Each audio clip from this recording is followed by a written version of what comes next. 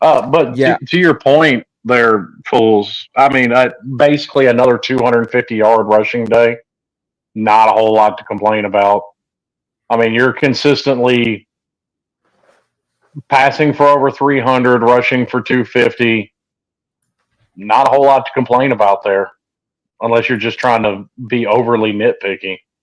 Right, I mean and that's a the problem we've penalties. had with these past couple games. Is, I mean, all you can do is try to. I mean, our total offense was 750 yards today, so and we held them to 0. So it's hard to it's hard to really pick it apart too much. I mean, we can bitch about 85 yards of penalties, but at the same time, when you put up 62 points, give up no points with 750 yards of offense, it's hard to pick that apart. I am going to nitpick, though. Mario, you still didn't take a fucking knee.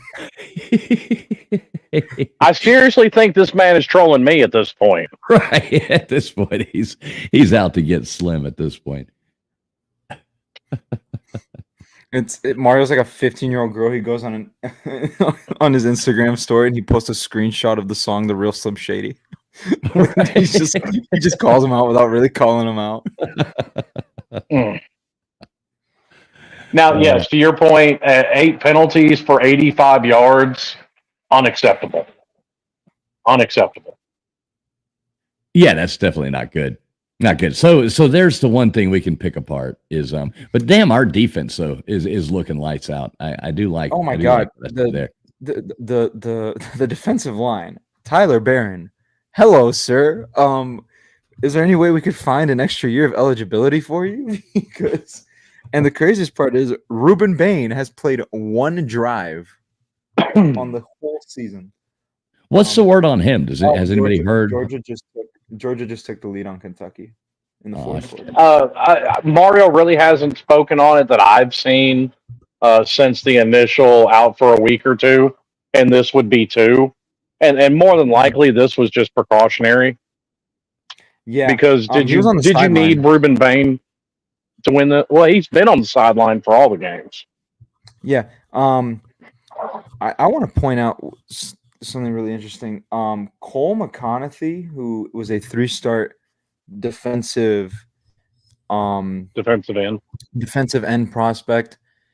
If you guys watched at all the fall camp like mini movies, he was very much shadowing Ruben Bain because he's like, oh, I want to be where he was at last year, ACC Rookie of the Year, preseason All-American, this, da da da da da.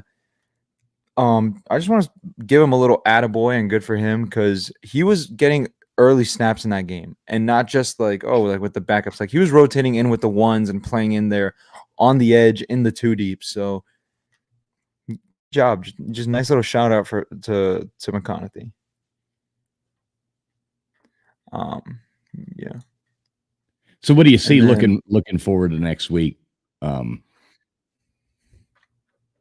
Let's get a score prediction.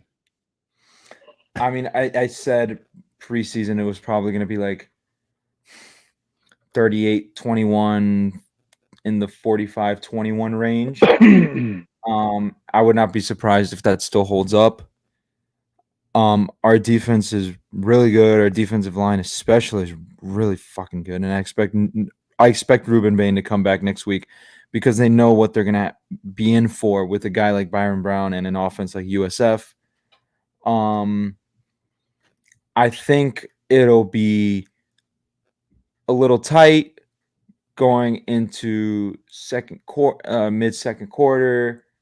Maybe we'll be up, like 21-10 or something, and it looks like there's a game there, and we'll pull away a little bit. I don't think they'll get into the 20s.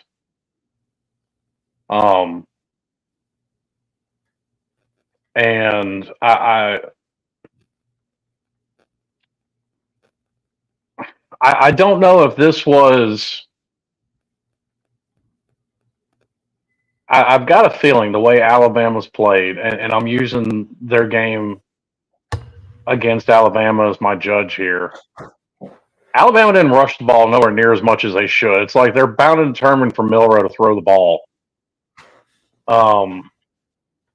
And I actually think you can take very much advantage of South Florida running the ball on their defense. And that was another point I was going to make about the rushing tonight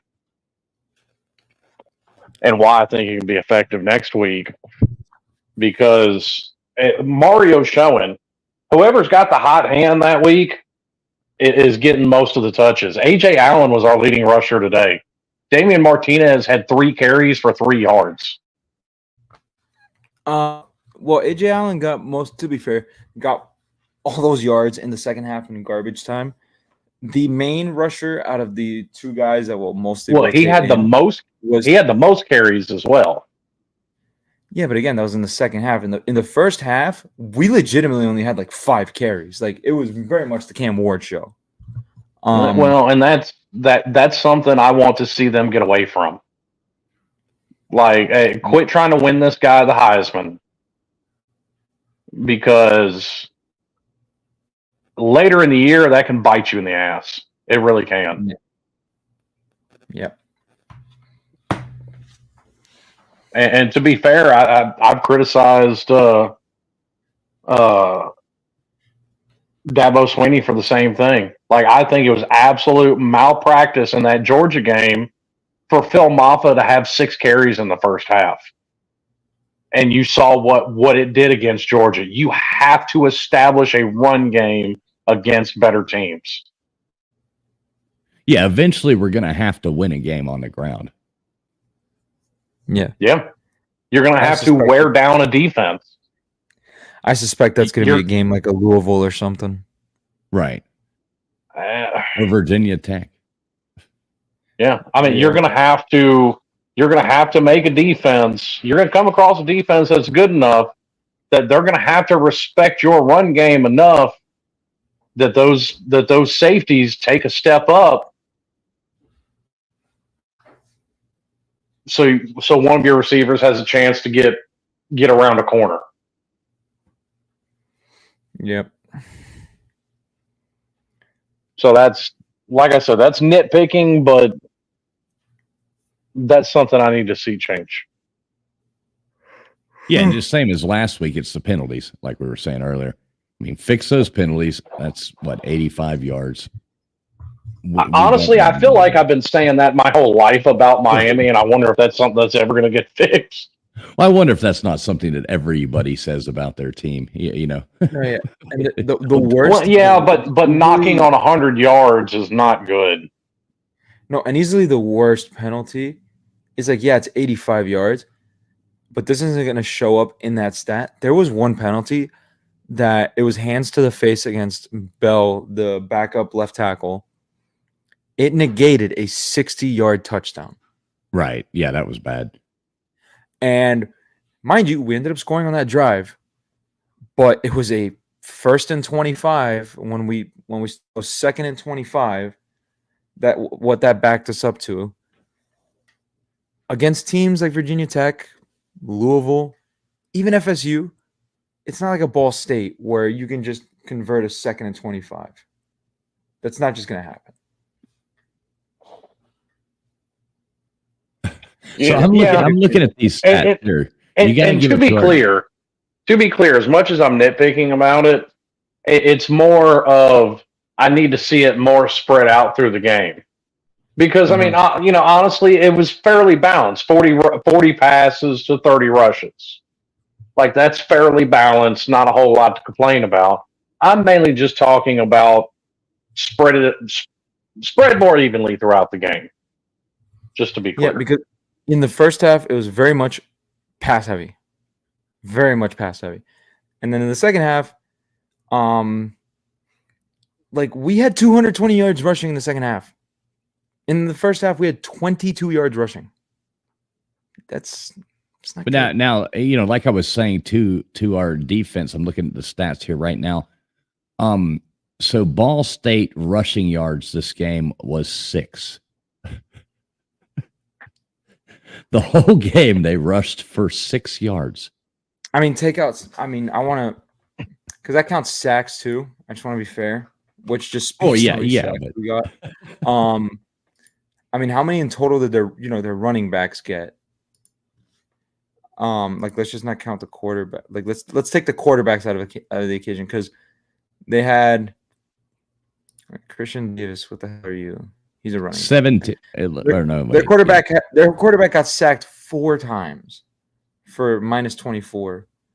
So you add 24 back. That's still 30 yards rushing on 16 carries. That's damn good. That's damn good. Yeah, that looks good. No matter who you're playing. I mean, you know. Yeah, I don't care who you're playing. I don't care if you're playing the Indiana State College for the Blind. Like, well, that's okay. To your point, they had 33 yards rushing from their running backs. No, and their quarterback went for negative 24. No, because you have to count the negative. Because Christian Davis had 3 carries for -2. He's a running back, and then Keal Kelly was like he got brought in on like an. Well, yeah, I wasn't going through all the negatives, but just going through. You had 13 rushing yards, 11 rushing yards, 9 rushing yards, and then of course their quarterback had negative 24. You go 13 plus 11, 9 is 33 minus 1 minus 2. There's the 30. So yeah. But to your point, the negative 24, that's the quarterback sacks. Yes, is what I'm saying. Right. Yeah, which I think that's always been a gripe of mine with college football. That is so stupid that counts towards the negative rushing yards. Like, just have it be. Yeah, I've never been a fan of that. Like, just have it be do like the NFL. That's the one thing that I'll say, like, the NFL was better right there than college football.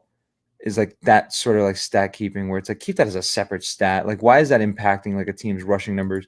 It doesn't tell you how, because if a team has its running backs running for 5 yards a carry, but the offensive line can't pass block and the quarterback gets sacked like 8 times, how is that now fair towards the rushing stats of the team? Like, that doesn't tell you how good of a running team they really are because the quarterback just got sacked for like 45 yards. Well, and it's not hard to do because, like you said, the NFL does it. And, I mean, for college football, because you have so many more running quarterbacks in college football, I mean, I think it'd still be fairly easy to keep track of it. If he's in the pocket, if he's in the pocket, don't count it. If he's out of the pocket, count him as a rusher at that point. No, but also in the NFL, like, they can tell what's a carry because Lamar Jackson will go for a carry and get taken out for negative yardage, and it doesn't count as a sack; it counts as a carry, and it's a negative run. Like, so they can tell very clearly, like, oh, he's running here to like he got sacked on a pass here. Or whatever. Like, it's a very nitpicky and stupid thing, but yeah. Well, hopefully we won't have a whole lot of nitpicking next week. That's what I'm hoping for. Well, I mean, South Florida.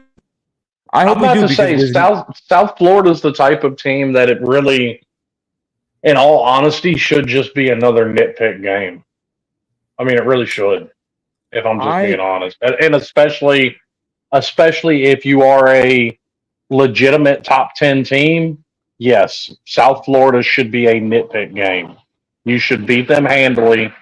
Like, the problem with the score when South Florida played Alabama is that most of it came with 5 minutes left in the game. If they had just scored steadily throughout the game, okay, yeah, that would have been right. Yeah, I mean, Brandon, I know it's better for content if we're not nitpicky, but I hope we're nitpicky for the next 5 years because then that means things are going well, the whole season, it would be a lot better. Yeah, a lot better to sit here and go, what can we find to complain about, rather than, this is a lot better than last so season. Obvious we were to just, complain about. Oh man. I mean, last season started off great too. You had the win over Texas A&M. Tyler looked great. And similar. It's sort of similar. I don't want to say that, but it's true. To sort of last year, it's like you get the big win. You better win. Find some wood to knock on right now. My desk is wood. That better not be that cheap particle board desk. That better be a real wood desk. Yeah, is that a Kia? No, I got this on Amazon. Yeah. You're gonna have to go out in the yard and find a tree to knock on. Jesus. But sorry, I just can tell. He's sitting here watching another real professional here. Appreciate that. Is that you sparking up for your seat? Yeah, that's real professional. Oh, never know what you're going to get here. Hey, man, the 3 shots are just as. But what was I going to say? Yeah, it's a very similar sort of start with last year, where it's like you get the big win over an SEC team. Quarterback looks great. We just need to see how we look going into conference play. Because last year, that first conference game against Georgia Tech is where it all started to go wrong. Even outside the knee.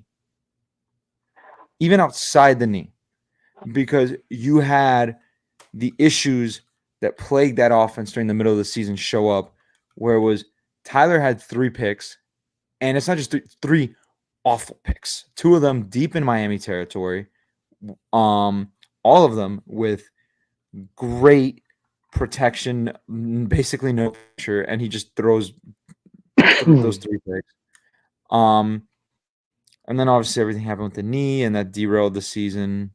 And then you go to North Carolina, and you fumble on the 1-yard line, and Tyler throws more bad picks. It was just a disaster. But yeah, we're just gonna need to. I know we all want to hop on that Cam Ward Heisman thing train. I actually don't, if I'm just being honest with you, because winning the Heisman Trophy in college is almost a death nail to your NFL career. 2 quarterbacks ever won a Heisman and a Super Bowl. There's your trivia for tonight. Who are they? I know the answer to this question, but oh wow, I don't know. What is it? Roger Staubach and Jim Vinny Plunkett. Testaverde. No, I'm joking. Actually, Vinny actually does technically, unless I'm mixing up my years, Vinny does have a Super Bowl ring. Never saw the field, but was on the Patriots roster. So I mean, hey, bench warmer gets a ring too, right? So I guess I don't care how you got it. But no, I'm talking about guys that actually not doing anything. Guys that actually played and contributed and all that. Jim Plunkett and Roger Staubach. Those are your only 2. Jim Plunkett is one of the funniest stories ever, because he was just so awful, and then out of nowhere he just pulls 2 Super Bowls out of his ass. It is. See, I don't care about the Heisman thing. I don't care if we're ranked 10th, 9th, 15th, 8th. You know, I don't care at all about that. You know, I want to see the ACC win. That's what I want to see. Yeah, and that's still my big thing and that's a question that only time is going to answer with this team. Can they handle all the praise and accolades that they're going to get throughout the season? Can they handle winning an ACC title and then moving on into the playoffs? Can they handle that level of success? I mean, it's something that tends to get overlooked, but that is something very much in play with a team that's been down, or a program that's been down like Miami. They do have to learn how to win again. I mean, and I'm not just talking about the game. Right. Lou was saying it, and it's very true. The best thing about the schedule is the fact that after that big win against Florida, where everyone's patting us on the back and telling us how great we are, is that we have 3 games that we should just absolutely dominate, and no one's going to talk about us for a month. Yep. Yeah, sometimes it's better off not to be talked about. Because we've seen what happens. Notre Dame 2017, you whoop their ass. The next week, you're in a dogfight against Virginia, barely beat them. You're up to the number 2 team in the country in the college football playoff rankings, And then you lose to Kenny Pickett, true freshman Kenny Pickett, making his first start against a 5-7 Pitt team. You lose to them on the road to spoil a perfect regular season. Well, and to be fair though, I mean that's kind of the role that Pitt has fallen into over the last 5 years, 5 to 7 years is playing 15. spoiler. 15, because you got to go back to 2007 against West Virginia.